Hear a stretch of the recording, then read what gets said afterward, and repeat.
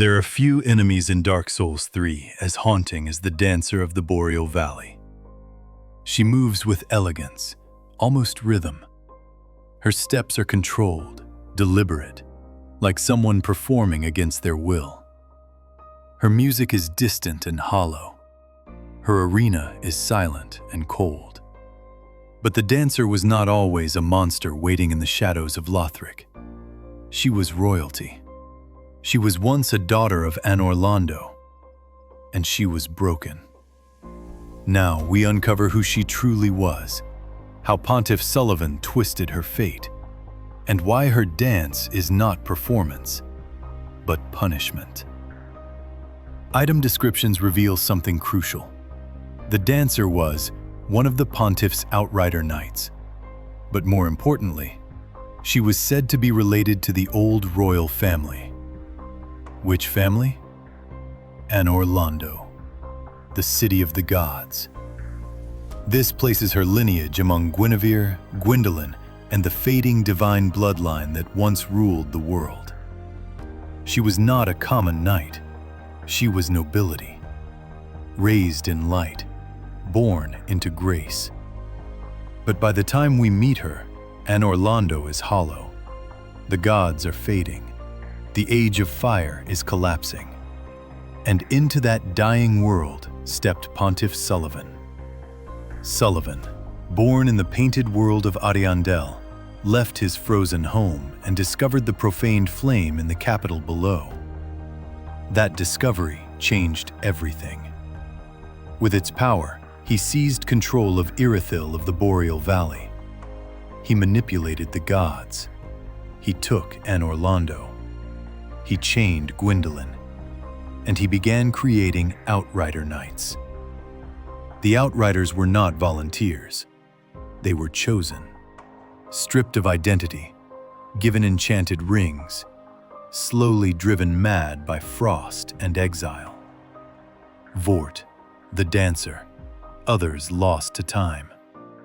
The dancer was among them, and for someone of royal blood, that fall was absolute. The Outrider rings granted strength, but they also stripped sanity. Vort became beast-like, crawling on all fours. The dancer? She retained her form, but not her freedom. She was forced to serve Lothric Castle as an executioner, a silent guardian to ensure the linking of the fire would proceed as Sullivan desired. Think about that. A woman of divine blood, reduced to a tool, a chained blade. Her elongated movements, her unnatural posture, her eerie rhythm. They aren't just aesthetic, they reflect corruption. Her body bends wrong. Her steps feel restrained. Her dance feels rehearsed. Like someone who once performed in courts, now performing for survival. When the dancer enters her second phase, she draws her second sword. One blade burns with flame, the other radiates dark. That combination is not random. Fire, the fading age of fire. Dark, the rising age of man. She embodies the tension of the world itself, torn between eras, torn between loyalties, torn between what she was and what she's been forced to become.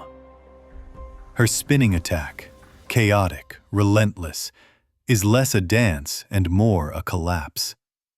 The music swells. The elegance becomes desperation. It's not a performance anymore. It's agony. Pontiff Sullivan did not just command her. He reshaped her. The Outrider Knights were experiments in control. Exile ensured obedience. Madness ensured dependence. Sullivan's entire rule was built on manipulation.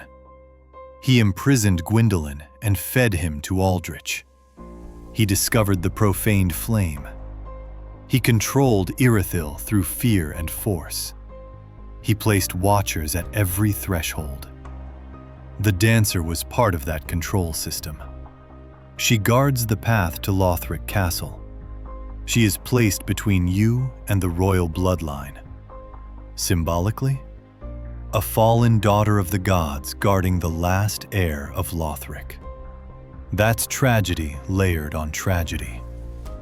Most players meet the dancer early if they attack Emma, but lore-wise, she is triggered when the illusion of order collapses. Emma dies. The protection fails. The truth reveals itself. The dancer descends, almost like a final warning. Turn back. But she's not protecting Lothric out of loyalty. She's fulfilling a role she was forced into. The dancer never speaks, never pleads, never roars like Vort. She fights in silence. That silence is important. She is not feral. She is not mindless. She is restrained.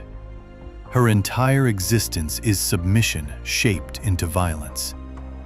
And when she falls, there is no fanfare. Just a body collapsing on cold marble. Another victim of Sullivan's ambition. Another royal bloodline extinguished. The dancer of the Boreal Valley is not a villain. She is not even truly an enemy. She is a symbol of corruption, of fallen divinity, of beauty twisted by control. Her dance is not art. It is survival. And in a world where gods are fading and men grasp at dying flames, even royalty can be chained. When she falls, it isn't triumph. It's mercy.